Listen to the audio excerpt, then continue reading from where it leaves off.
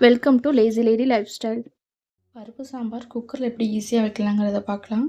நான் அதுக்கு இந்த டம்ளர் அளவில் 1 டம்ளர் துவரம்பருப்பு எடுத்திருக்கேன். துவரம்பருப்பும் பாசிப்பருப்பும் கலந்தேன். இதை இப்போ தேவையான அளவு தண்ணி ஊற்றி அடுப்பில் வச்சுக்கலாம்.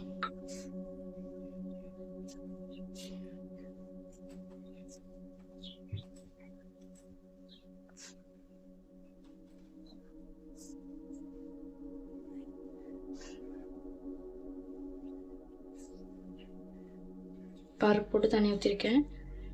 சாம்பாருக்கு தேவையான காய்கறிகளை கட் பண்ணி வச்சுருக்கேன். அவரைக்காய், கேரட்டு, பீன்ஸு, உருளைக்கிழங்கு, தக்காளி இது எல்லாத்தையும் அந்த பருப்பு கூட சேர்த்துக்கலாம்.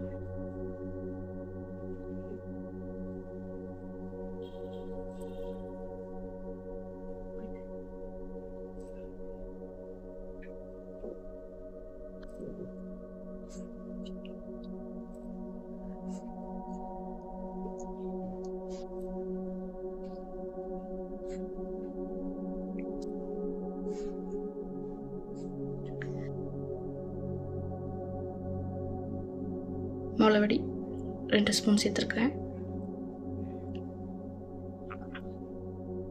இப்போ மிளகுடி சேர்த்தாச்சு. மிளகுடிக்கு அப்புறம் கொஞ்சம் விளக்கெண்ணெய்,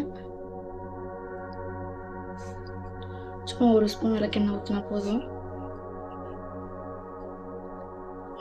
அது கூடவே குழம்புக்கு தேவையான கல் உப்பு சேர்த்துக்கிறேன்.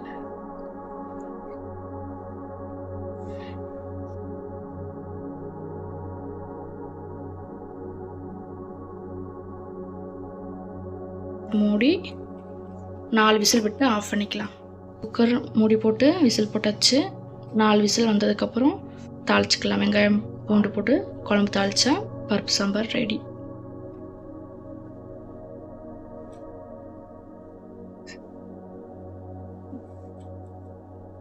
இதெல்லாம் நல்லா வெந்துருக்கு.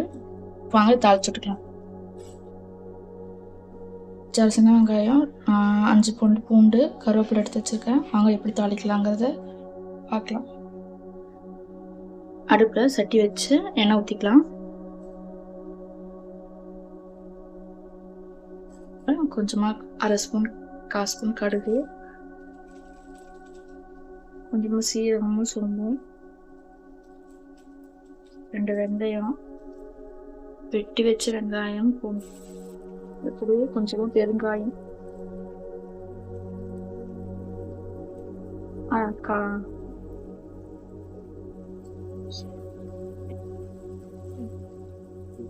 பெருங்காயம் போட்டு நல்லா வணங்கினதுக்கப்புறம் சாம்பார் எடுத்து அதில் ஊற்றிக்கலாம்.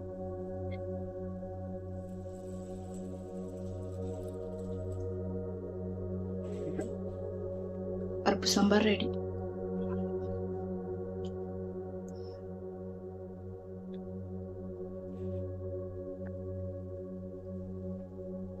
சாம்பார் நல்லா கொதிச்சிருச்சு.